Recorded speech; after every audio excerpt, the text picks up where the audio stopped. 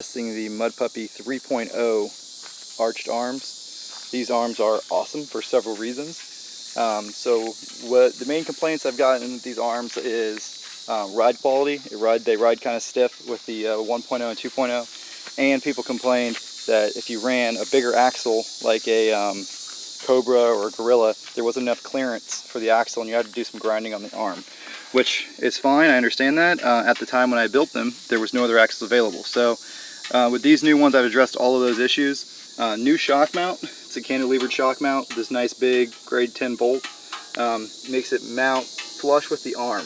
What that does is it keeps this shock angle more like factory. Doesn't kick it out as far, right? The other one's bolted about here. Moving that down allows me to make it ride a lot softer. And you still have your preload adjustment, obviously. So that's one thing that did. This also allowed me to build less lift into it. Before, I had to do at least 2 inches of lift. These arms right here have 1.5 inches of lift built into them. The actual increase on the axle angle at max down travel is only 2 degrees, which means, you know, less axle issues. So you see the axle angles really aren't bad, and it only has a little bit of down travel, so they don't get much worse than that. That's the other thing that's a big improvement. We're still running those super high quality Heims and everything, but something that you may not notice if you walk to the side of the bike is that these arms have rake. See how much space there is between here and here? This tire used to rub right here. You can see where it actually was rubbing. Now it's got about 1 3/4 inches. That's because these have 1 3/4 inches of rake. Rake meaning stretch. You can see that really obvious if you look at the top control arm. You see how it's been modified? That's an OEM Honda arm that's been modified to give this stretch. And of course they are fully adjustable. The alignment looks pretty good. This is like the nominal alignment. I can go in and fine tune it a little bit, but I mean, really it's pretty much nailed it right there. And the ground clearance is excellent and everything.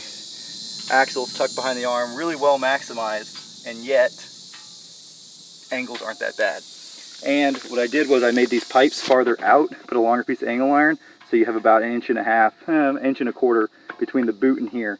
So that should clear the biggest axle you could put in here, a Turner or Gorilla, whatever.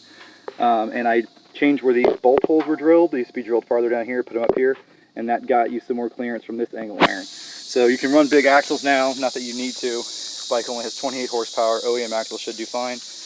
But yeah, these new arms, they ride a lot better, you got more tire clearance, and another big benefit of having a rake is, a Rubicon is so short that it wants to water wheelie all the time, which is fun, except your front tires never really have any weight on them to pull if you're in something deep.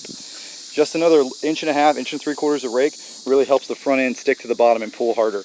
So it's a great performance modification. If you're running tires over 30 inches, you really need some rake. But yeah, really excited to check it out.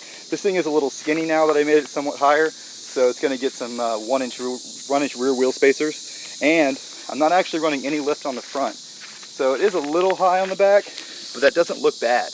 And I'm going to try to leave it that way so the front has max preload, the rear has minimum preload with the arched arms.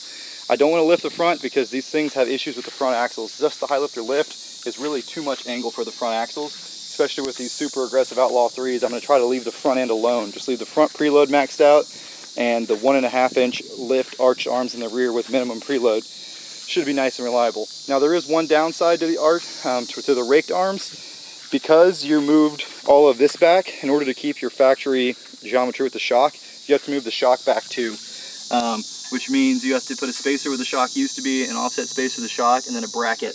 That little bracket on this bike, I welded it to the frame. Eventually I'm going to make a bolt-on one that'll wrap around here and bolt to the frame with 2 U-bolts, so you won't have to do any welding. So it'll be all bolt-on, and it's still really strong, and you know, it's a very reliable setup. But that's the reason Catvos won't give you any rake, is because they don't want to relocate your upper shock mounts. But I've been testing it, you know, driving over stumps and shit, and feels really solid so far. Really happy with this latest set of arms. As you can see, maximizes the ground clearance. The axle is hidden behind the pipe, shock is at the very bottom, beautiful ground clearance.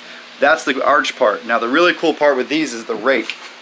So these are raked 1 3/4 inches. So you can see right here, this is pretty obvious something funny is going on, right? Took a factory arm, chopped it, moved it down, all very beautifully welded and braced up, 100% reliable. The arms, the geometry has been reconfigured to move the bottom mounts back 1.5 inches. I also built in plenty of clearance if you want to run a, so I know Cobra's making axles now, so you should be able to clear a Cobra no problem. You got an inch on both sides of the CV boot. I moved the pipes out some. The only sacrifice with that is you have to use a little more material, but it's, you know, definitely worth it for better axle clearance. And you do lose a little bit of clearance at this point, but if you're running a proper offset wheel, that should be tucked into the wheel. Using those super high quality chromoly joints with the this is a half inch high, but this is a 1/2 inch to 10 millimeter adapter, so there's no slop whatsoever. And because we did all this, we had to move the shock mount back. So as you can see, spacer where the shock used to be, spacer for offset, shock, and then there's a tab that's not welded yet. I'll be able to drive it right because there's a spacer here and everything. I'll be able to drive it around, but before I do any serious off-roading, I'm going to put a small weld to the back of the frame right there, and that'll make sure that everything's stout. See, I mean, I got everything close. Nothing's touching, but everything's very close to the pipe, and that's really what you got to do to maximize stuff. Otherwise, you have to push the shock farther back, and you want to leave factory geometry where you can, right? So this is a 1 3/4 inch rake, which doesn't sound like much, but because how diameter and radius and everything works, right? So if you go from a 30 to a 32 inch tire, the tire is only going to get 1 inch closer here. See how it's kind of trimmed right now from the 31 Outlaw 3s? If you had this, you could run a 33 Outlaw 3 no problem, right? Because 2 inches of tire diameter is 1 inch in tire radius, and tire radius is what you need for clearance, right? So with a 1 3/4 inch stretch, you could very easily run 33s. Do the little floorboard mod, move the floorboard back some, everything like that. And if you wanted to go crazy and make some custom-made floorboard mounts like I have right here, you see how they're very bent, smashed and bent. If you bolt those suckers on there with these arms, you could run a 35 skinny tractor tire, which is kind of my plan. But yeah, really happy with them. They really get nice welds and stuff. Obviously that weld's not super pretty because I just did that. That's experimental. That'll be professionally welded on. Beautiful welds. So it'll look, you know, very nice.